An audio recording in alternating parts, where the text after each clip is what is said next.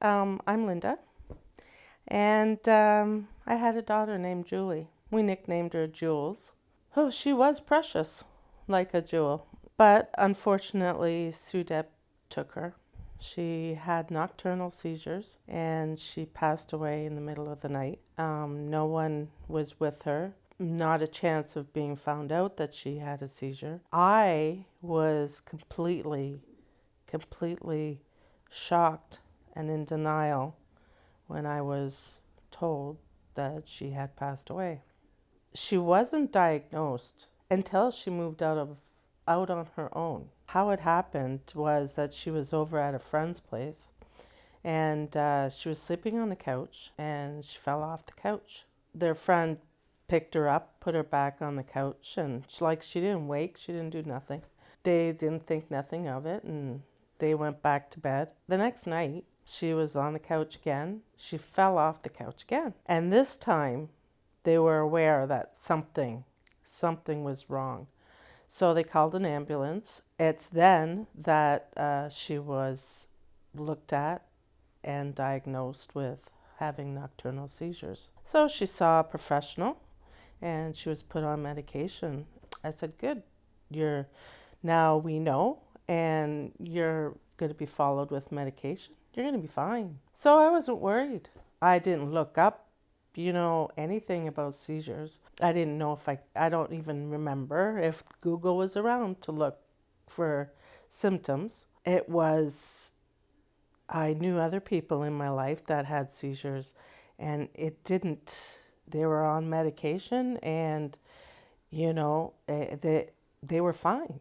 They could go on and live a normal life, and they were absolutely fine. So for me to be concerned about it, there was no need. I didn't think there was no need. It's not until later, when someone else in my life started having seizures, that I then started looking up, what different symptoms are out there. Wow, like it's hard to keep track. There's so much out there for the different types of seizures and what can happen and what not can happen. And one symptom that developed of the person that was having seizures, my grandson's dad, he would wet himself when he would have a seizure. So that got me to thinking, well, she wet herself periodically at night. And, she wasn't at an age where, she needed a diaper anymore.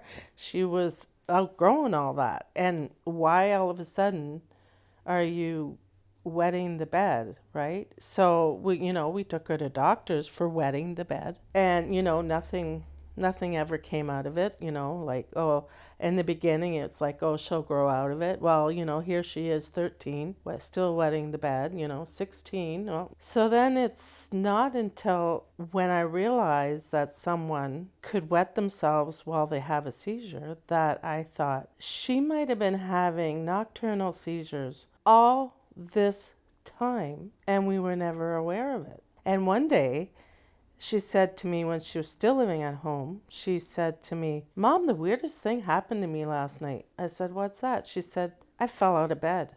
Well, she slept in a queen-size bed. So I said, wow. I said, that's weird. And I let it go at that. Like, what else are you going to think about that? I thought, oh, well, she might have been having a nightmare, and she fell out of bed. But that was weird, And then when she told me she fell off the couch, I said, well, that's why she fell out of bed. It's important to bring out the awareness of epilepsy for a couple of reasons. Being a person who's looking at someone with epilepsy, you don't really know how they are feeling. You only see what they are feeling.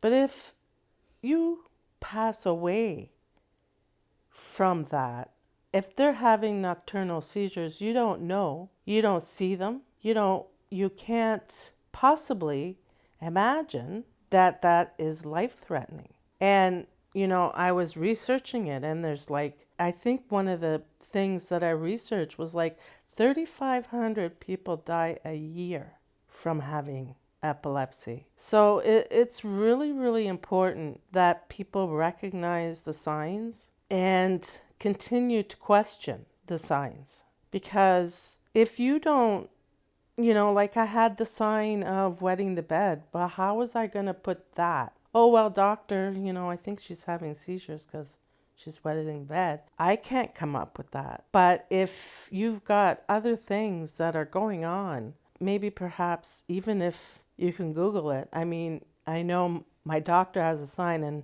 her office saying Google doesn't have a PhD.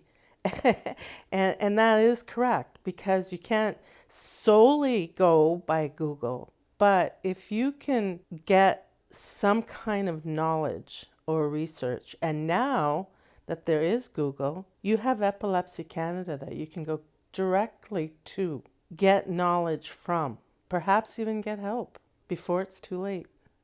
She was only 25 when she passed away, and she left behind a 15-month-old baby. I thought, well, at least she left us a gift. But of course, hurting as much as I was, I couldn't enjoy that gift that she left me.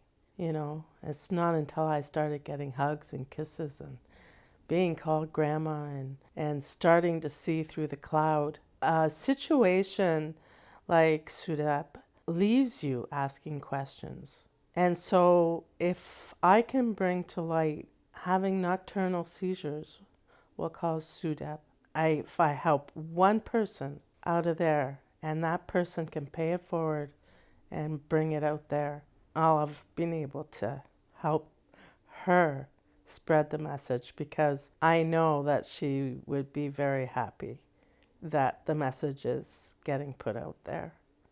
So, yeah.